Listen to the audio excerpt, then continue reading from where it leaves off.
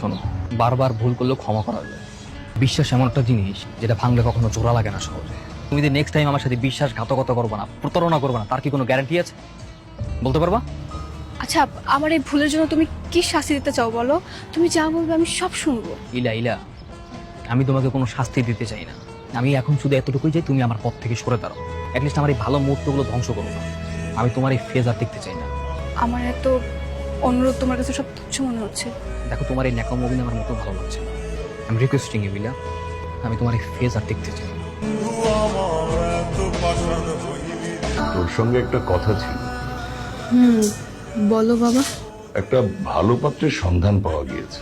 ছেলে ডাক্তার, সহজে তো ভালো পাত্র পাওয়া যায় না। তোর মা বেঁচে থাকলে এইসব কথা তোর মাই তোকে বলতেন। দেখো, যদি খোঁজ খবর নিয়ে তোমার কাছে ভালো মনে হয় তাহলে আমার